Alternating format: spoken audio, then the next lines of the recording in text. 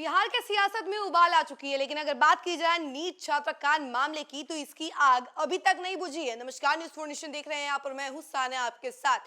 NEET छात्र कांड मामला दिन प्रतिदिन उलझता नजर आ रहा है। देखिए, ये मामला जो है अब सीबीआई के हाथों में है। सीबीआई ने पूरे मामले को टेक ओवर कर लिया है, लेकिन अभी तक ना कोई सुराग हाथ लगी है और उल्टा कोर्ट की तरफ से भी सीबीआई को फटकार लग चुकी है।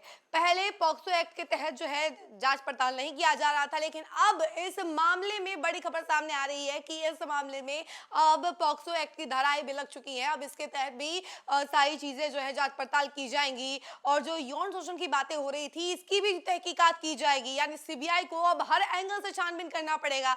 कई चीजें जो है सीबीआई भी इग्नोर करती हुई जा रही थी, लेकिन अब इन सभी मामलों की जांच पड़ताल की जाएगी और कोर्ट ने सीबीआई को बड़ी फटकार लगाई थी, जिसके बाद अब CBI full on action mode में आ चुकी है। क्या कुछ जानकारी निकल के सामने आ रही है इस मामले से जुड़ी, हम आपको जरा विस्तार से बताते हैं। बिहार की राजधानी पटना में नीट की तैयारी कर रही एक छात्रा की संदिग्ध मौत का मामला अब और ज्यादा संगीन और सनसनीखेज मोड़ ले चुका है। इस रहस्यमय मौत की गुत्थी सुलझाने के लिए बिहार सरकार ने अधिसूचना में संशोधन करते हुए अब इस केस में पॉक्सो एक्ट की धाराएं भी जोड़ दी हैं। इसके साथ ही केंद्रीय जांच ब्यूरो यानी कि सीबीआई को अब यौन अपराध से जुड़े पहलुओं की भी तहकीकात करने का पूरा इख्तियार मिल गया है।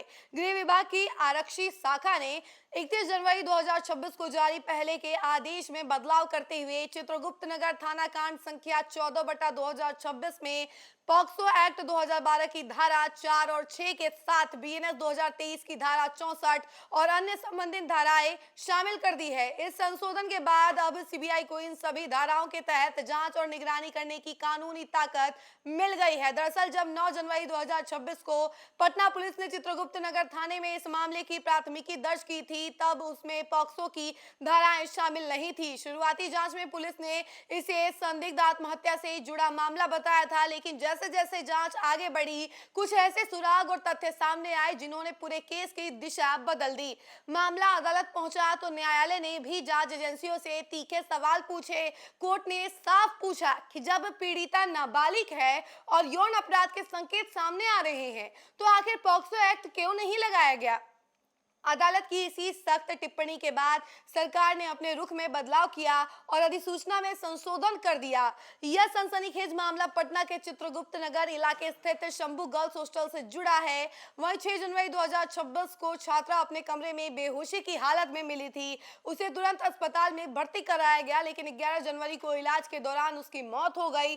पीड़िता के परिजनों ने शुरू से ही दुष्कर्म और हत्या की आशंका जताई थी, जबकि शुरुआती जांच में पुलिस ने इसे आत्महत्या की दिशा में एक तरीके से सुराग माना था। कहा था कि ये एक आत्महत्या ही है। जब पॉक्सो की धाराएं जुड़ने के बाद यह मामला और ज्यादा गंभीर हो गया है और सीबीआई की जांच में कई बड़े खुलासों की उम्मीद जताई जा रही है। तो देखिए, सीबीआई जो है हर एंगल से छानबीन तो कर रही थी, लेकिन मोटिव दो ही एंगल को रखा गया था। एक तरफ एसआईटी की जांच और दूसरी तरफ परिजन जो कह रहे थे उनकी बातें, तो दोनों को मिला जुला के चल रही थी सीबीआई। लेकिन अब सीबीआई एक अलग एंगल से जांच पड़ताल करेगी, वो है पॉक्सो एक्ट की धाराएं लगने के बाद जो एंगल मिला है उसके ऊपर छानबीन करेगी। यानी इस मामले के जड़ तक पहुंचना अभी मेन मोटिव हो गया है, क्योंकि बिहार में ये मामला अभी तक शांत नहीं हुआ है। विधानसभा में भी खूब ये मामला उठा, कई सारे नेताओं ने इस मुद्दे को उठाया, विपक्ष ने जोरदार हंगामा भी किया इस मुद्दे को लेकर।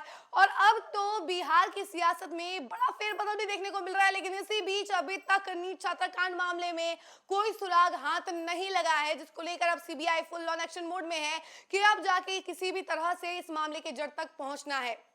इस खबर में फिलहाल इतना ही। ऐसी तमाम अपडेट के लिए जुड़े रहे हमसे और देखते रहें न्यूज़ 4 नेशन। धन्यवाद।